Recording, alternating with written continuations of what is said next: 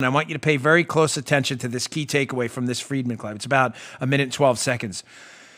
He's answering a question from a liberal gentleman who asks it nicely, but he says, hey, if we just tax people and take away their money, it's a really great idea because we tax them and then we make them work really hard to get their money back.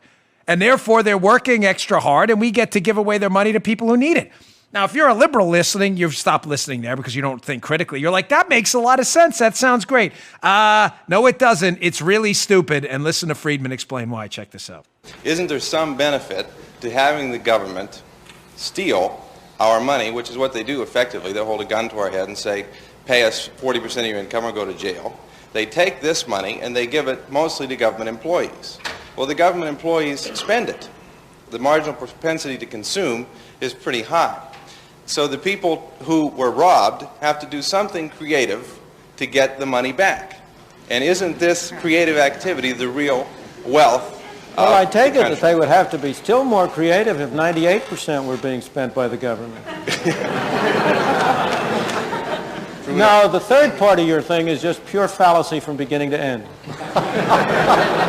Because if those people who are now government employees were employed in creative activity and productive activity, they would also be spending their money. And we'd have a greater total around. All you're doing, let's suppose for a moment, take the extreme case, that 40% is being used just to have people sit around. The fact that they spend their money doesn't alter the situation. The only product there is what the 60% produce. And that 60% is divided among the 100%. Poor guy. Don't ever ask Milton Friedman a question you don't know the answer to, because these videos are everywhere on video formats out there and you can see them. And Friedman never, ever loses a debate. And the reason he never loses a debate is because, again, liberals never process facts and data. They don't. They believe in talking points. This guy, very gentlemanly question, asked in a respectful way, but he gets owned by Friedman because he doesn't know anything. That made actual sense to him, Joe, that if we tax people and take 40% of their income, it incentivizes them to work more because they have to work extra hard to get the 40% back. Meanwhile, sane people like me and Joe who actually work for a living, unlike that guy, he may have, I don't even know if he's still alive, whatever, I don't know his name, say to ourselves, well, that doesn't exactly make sense. If the harder we work, the less money we make because the government takes more, the incentive is to do the opposite, is to work less to make less money so we don't have to pay as much taxes and can actually keep relatively the same amount of money, because if we worked less, we'd move into a lesser tax bracket. That's the sane person approach.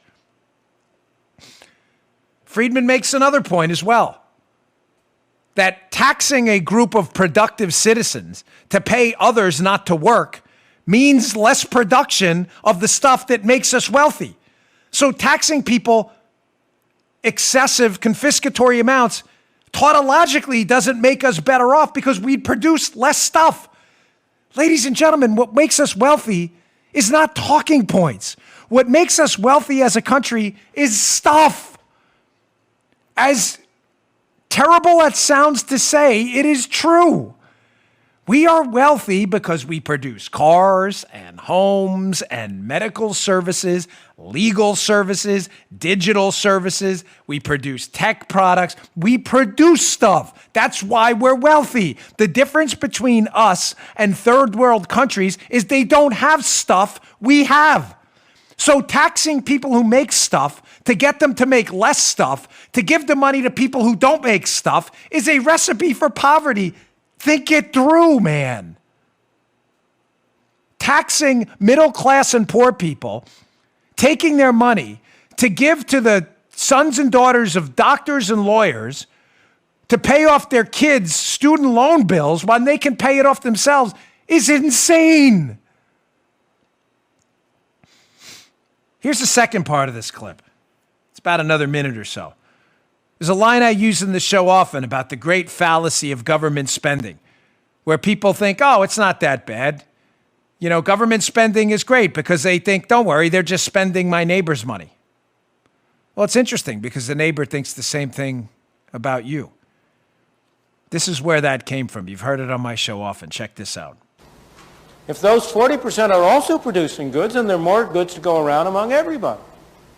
You are just involved in a fallacy of looking at dollars, which is important sometimes, instead of looking at the real product, the goods and services that people produce and people consume. Spending isn't good. What's good is producing. What we want to have is more goods and services.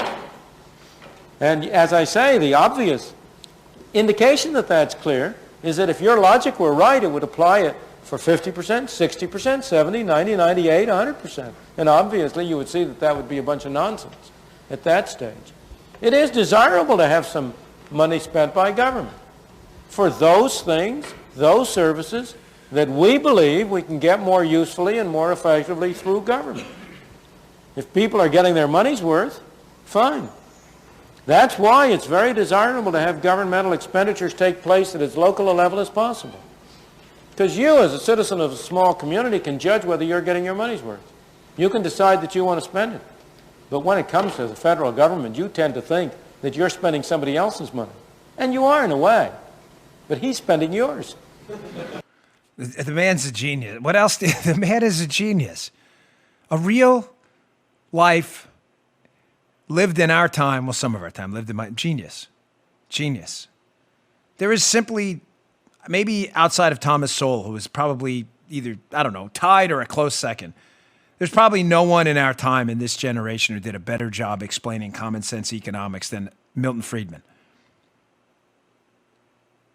Of course, that's the attitude of liberals. Don't worry, student loan stuff, pay off. Yeah, that sounds great. Let's fight for the students. Don't worry, it's not my money. It's the neighbor's money. The neighbor's saying the same thing about you. Genius.